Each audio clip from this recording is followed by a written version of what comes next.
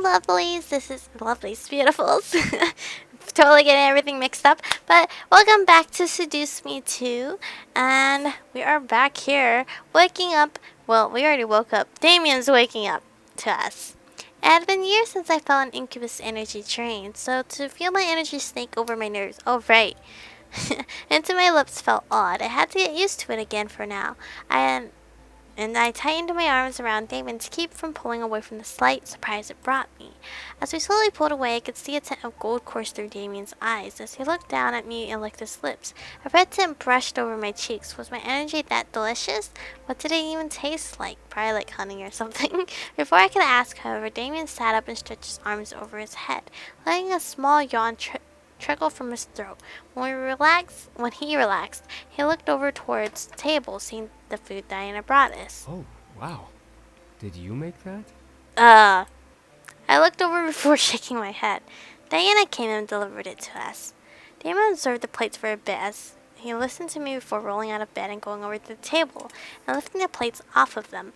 As he turned back to me, I took the time to sit up in bed, leaning back against the bedpost. Damien passed the plate to me and sat beside me, placing his own plate on his lap and eating what was prepared for us.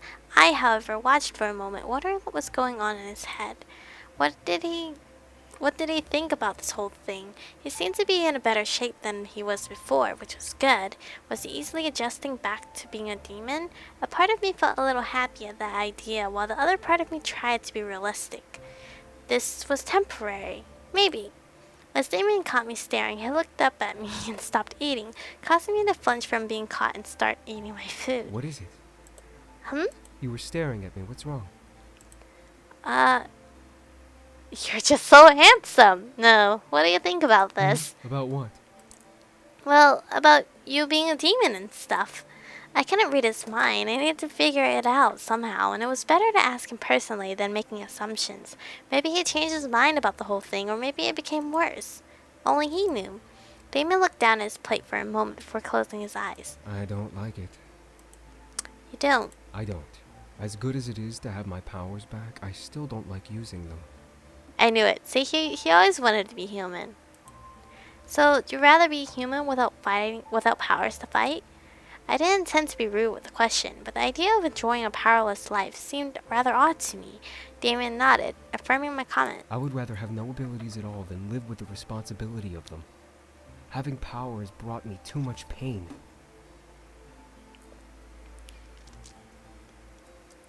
He didn't finish. Too much pain for me to be happy with him. Damien looked up at me, a serious flame in his eyes. But if having powers will get us home, then I will do everything I can to ensure that we return safely. You're such a Prince Charming, man. I stared wide-eyed at Damien, surprised at his words, but thankful for how much he was willing to work for us to get back home. He was right. What mattered at the moment was getting us home. We would figure the human part out after we returned. Damien and I continued to eat and eventually separated for training, him to his brothers and me towards my own training session. As soon as I arrived at the library to train, I stopped when I heard Diana's voice erupt from it. Where is the flower? I believe you were already informed as to what happened to it. Do not tell me you are blind to its significance. I peeked into the room, confused as to what was going on. Diana, with a face full of irritated anger, leaned against the mantel of the fireplace as shadow poured over the scrolls, as he usually did. He didn't even look at Diana as he spoke, disinterested in the topic of conversation. It wasn't needed for the gate spell, so it was deemed unnecessary. It was tossed out as a result of that judgment. You do realize that flower is one of very few out there in this plane, correct? And this should bother me. Why? Why? Why should it bother me again? I could practically cut through the tension in the air with a knife. The way they spoke to each other spoke volumes of their disdain for one another. Why was that the case, though? They were working for the same cause. Diana was almost snarled with what surprised me. What? It should bother you, because as a consequence of your thoughtless action, I am putting your scouts in charge of finding another. And why would I allow this? Oh, snap. I watched as a dark purple and black flame slowly lighten from Diana's body, causing the shadow to look over, straighten up, and taking the site. Because while you are their commanding officer, I am the head of this entire rebellion, and my orders outrank yours.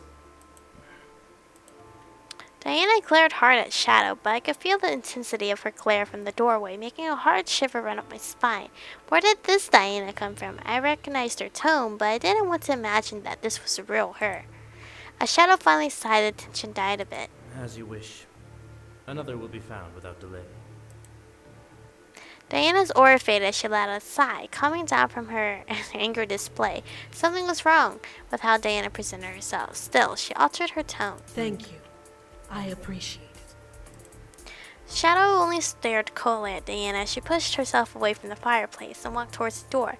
Panicked to be found out for eavesdropping, I stepped out of my hiding spot as if I had just arrived looking into the room. Diana stopped at the sight of me but closed her eyes and continued walking, arching around me to get by. Excuse me. I watched as Diana left before walking into the library, now concerned. You know, you are a terrible spy. Huh? I thought I would be smart and turn into a shadow. Obviously, I'm not that smart. I looked at Shadow, realizing he knew that I had been listening in to what had happened, and grimaced. Crap. I rubbed the back of my head, trying to calm myself with embarrassed nerves racing in my head. Sorry, I was curious about what was happening. It's nothing to be concerned with, just a waste of time, really. I expect you not to do that again. Do you understand? And what if I do? Press the question. Press the question. You know, because I just answered sassily, so I should just continue on. I pressed my lips into a fine line. I wanted to know what the hell went on. Why was Shadow keeping it to himself? I straightened up and resolved myself to confront him. I want to know what flower she was talking about. Shadow looked over and raised an unamused eyebrow at me. Didn't I make myself clear? It's nothing to be concerned with. Why can't I know? Because it's not your place to know, human. Remember, you are only here until the Demon Lord is slain. Nothing you do here will matter in the long term, and it is worthless to investigate further. I suddenly became agitated. Was he serious right now? Why was I even training at this point? He was acting high and mighty, as if he had a surefire way to beat the Demon Lord already. At my angered face, Shadow let out a small chuckle and turned back to his scrolls. You're dismissed. I'm no longer interested in training you. Seriously? What? I stared dumbfounded. What the hell? Where did this come from? As I stared, I felt my consciousness suddenly become relieved. You know what? Screw him. He was an arrogant ass, and I didn't have to take his attitude. I was fine on my own.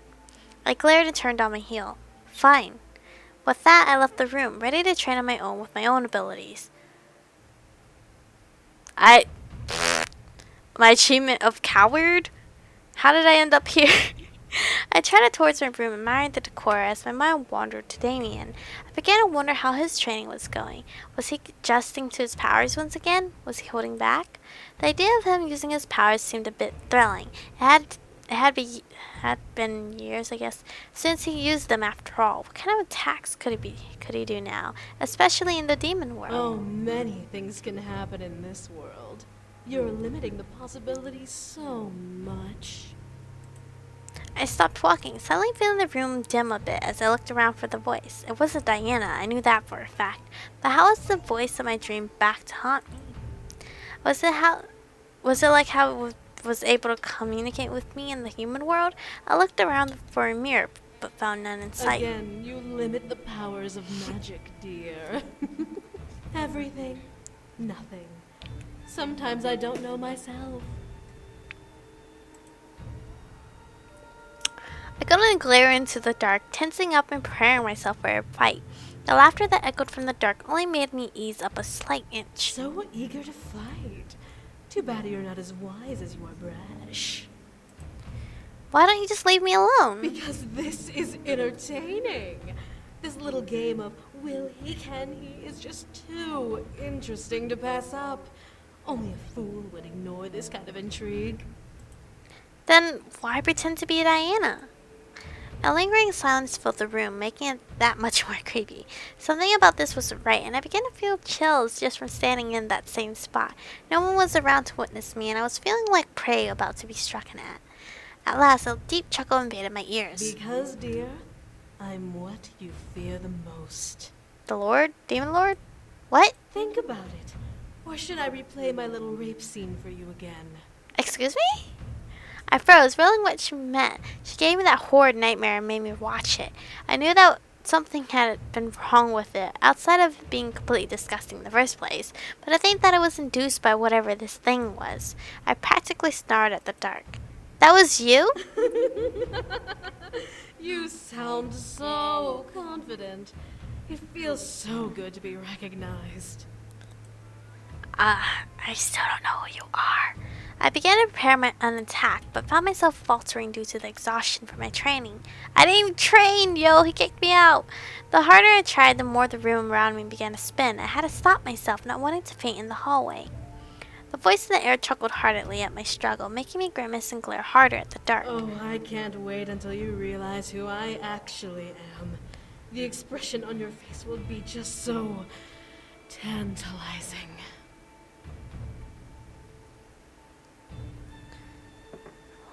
Who is this? Is it Damien? I doubt it. I'm pretty sure it's someone close to us. I highly doubt it's Diana, because that would be too easy. Tell me? She's not gonna tell us. Would she? I don't know if it's like a choice if we do say tell me and they're gonna actually tell us, or it's a trick and she's not gonna actually tell us.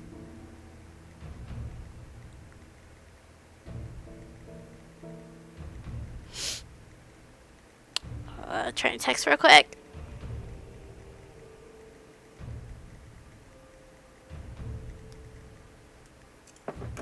Tell me.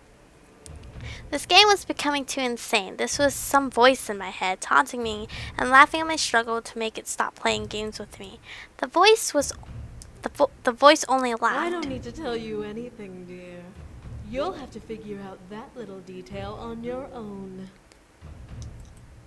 What's stopping me from just ignoring you? You can't. I'm always there, tickling your brain and reminding you of what you truly believe. Tickling my brain. I don't know why I found that so funny.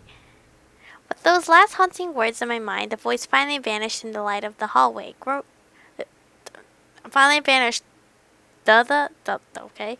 The light of the hallway grew back to its original glow. I took a breath, looking around and taking in the sight of everything as I realized I was alone once more. How much time had passed? I could only grimace and shake my head, holding it. This was a major issue, but would I be able to fix this on my own or would I need help? Damien had problems of his own to deal with. What if I approached Diana about it? I started my journey back to my room with thoughts in my head. What the hell was haunting me? Some kind of ghost? A magical entity? Come on!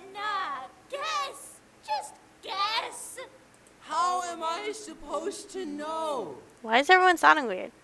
I stopped walking at the sound of the sound of Faye's and Serio's voices reverberating through the hall around the corner, breaking my thoughts. They sounded intoxicating.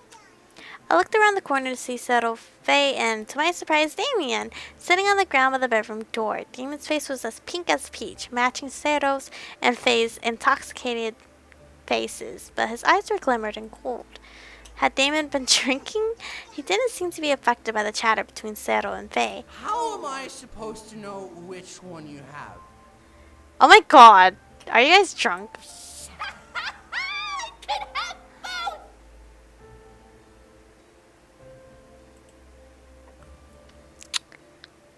Are they okay? Why are they drinking? What kind of training is this? See, even he agrees that's not fair. I pressed myself against the wall, listening in further. Why were they all drunk, and what were they even talking about? I will say, though, that human girl is just mega super duper powerful, you know? What? I'll say, you. Settle gave Damien a nudge before taking a swig from a seemingly almost empty bottle before continuing to speak to my incubus. You got really lucky to land a girl like her. Powerful, feisty, smart. She's like a human version of my lady. Oh, don't even start talking about Diana, you crazy puppy. Crazy puppy. I'm not a puppy. I'm a... You're a doll. I shook my head, stippling a bit of a laugh. This was a little amusing to overhear. No. She's nothing like her. Oh my god! Damien, why? Huh? I stared over at Damien, seeing him run a finger along the rim of a bottle, eyes deep in thought. She isn't a demon. She's a human, pure and perfect. She would never hurt me or do anything cruel to me. It's like he's like the wise drunk talker. My heart slightly melted at his words. He really thought that about me. I've loved her ever since I met her, and she's been there for me for everything. She made me well, almost human anyway. That was kind of cute. His little Damien. Settle nudged Damien again, laughing a bit. Well, my lady tried to turn you human. You can't say she didn't try. Here you go again, talking about like Diana. Not without making the one I love choose something horrible and give her our energy. He just sounds so like derpy. I don't know why. Hey now. Oh, get off your high horse, puppy boy. Diana's got a mean side, and you know it. I'm not surprised she tricked him into giving her that energy. Alright. But I still love her, even when she's mean. Alright, you're like a puppy. I think that's called masochism. Damien? I finally turned the corner facing the three as they looked up at me. As Damien's eyes locked onto mine, I could feel a very weak enthrallment attempt to wrap around my core, but it almost felt sloppily done, allowing me to break through it without even trying. Settle and Faye scrambled up and pointed at Damien. It was his fault! Damien, why are you, where's his clothes? I just realized, where is his clothes? Because I was laughing at the dialogue. I didn't actually look at them. Before I could make them stop, the pair of demons practically sprinted down the hall and out of sight around the far corner, leaving me and Damien alone. I pressed my lips together and walked towards Damien, seeing him gaze hard into my eyes in an attempt to enthrall me. Damien, what happened? He wasn't answering, and I could tell that he was trying to make the enthrallment happen. Still, I remained unfazed. I sighed and crouched down, helping Damien up and ignoring the ornate empty bottles that fell over at his upward movement. Come on, let's go. Let's get you inside. I guided Damien inside at last and closed the door behind us. He seemed to follow along, his arm wrapped around my shoulders as I walked him towards the bed. Before I could lay him down, however, he spun me around and pinned me to the wall, staring deep into my eyes. Damien. I love you. You're drunk right now. I became lost in Damon's glowing gold eyes, feeling his enthrallment attempt once again to consume me. Every warning bell went off in my head, reminding me that he hadn't exactly been fed properly and regularly. This was probably him starving for energy. So part of me, despite of all of this, didn't want to let this go. It had been years since I felt his enthrallment on me. My body began to crave the urge to delve into my curiosity. Would it be different? Would I enjoy it more than we usually held each other? He was starving and I was curious, a deadly combination indeed. I let myself sink against the wall, staring up at Damien as he bore his hungry gaze into my soul. To see the new animal within him seemed too erotic to pull away from. I just need a bit. Just enough to stop the hunger. Alright. A kiss then? Is that too mean? Control yourself is obviously way too mean. So when I do it, take as much as you want, or kiss.